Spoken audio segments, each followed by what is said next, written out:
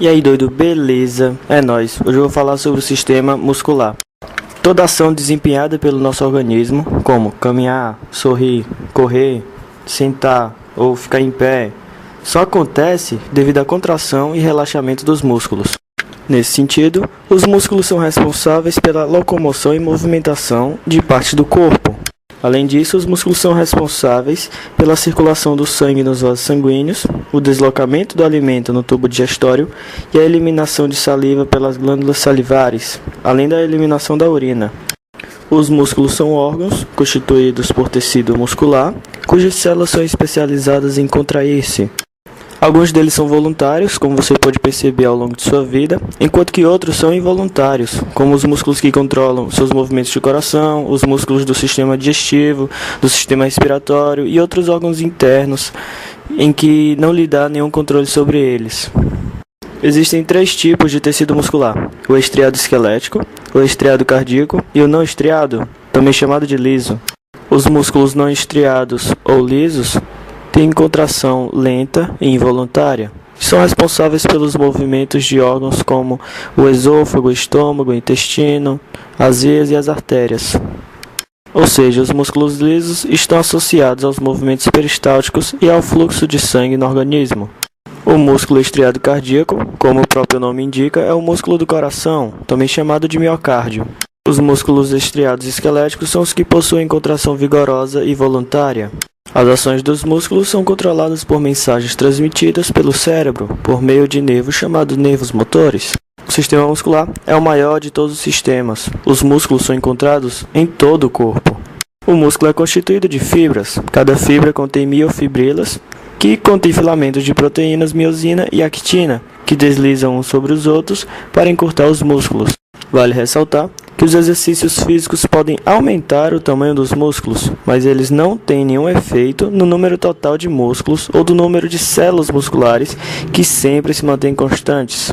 É muito importante enfatizar que os exercícios físicos podem até aumentar a massa muscular, mas a quantidade de células musculares é constante. Geralmente, os músculos esqueléticos atuam em duplas, com movimentos antagônicos. Enquanto a contração de um deles produz um movimento em um sentido, a contração de outro produz um movimento em sentido contrário. De fato, para que a contração de um músculo esquelético ocorra, é necessário que as terminações axônicas de um nervo motor lancem sobre as fibras musculares uma substância neurotransmissora, chamada acetilcolina.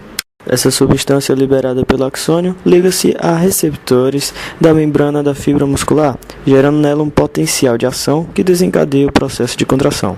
Cabe ressaltar que a contração de uma fibra muscular esquelética segue a lei do tudo ou nada, ou seja, a fibra contrai-se totalmente ou não se contrai. Nesse sentido, se o estímulo nervoso for suficiente, a fibra se contrairá com o máximo de sua capacidade. Se não, a fibra simplesmente não se contrairá. É necessário entender que o grau de contração de um músculo depende da quantidade de fibras estimuladas. Quando o estímulo nervoso é fraco, só algumas fibras são estimuladas. Já uma estimulação forte, muitas fibras musculares são estimuladas simultaneamente e a contração do músculo é intensa. É importante ter consciência de que uma fibra muscular estriada apenas consegue se manter contraída por pouco tempo. Entretanto, o músculo inteiro pode manter-se contraído por longo tempo. Isso se deve ao fato de que, enquanto durar a estimulação nervosa, haverá alternância entre as fibras musculares contraídas e relaxadas. Dessa forma, a manutenção de um músculo em estado de contração é possível. Vale ressaltar que uma característica normal de todo músculo esquelético é nunca estar completamente relaxado.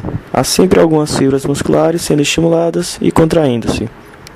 A esse grau de contração parcial, chamamos de tônus muscular. Este é importante na manutenção da postura corporal.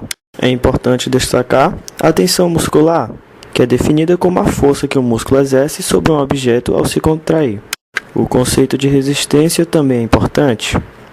Resistência é a força que o peso de um objeto exerce sobre um músculo.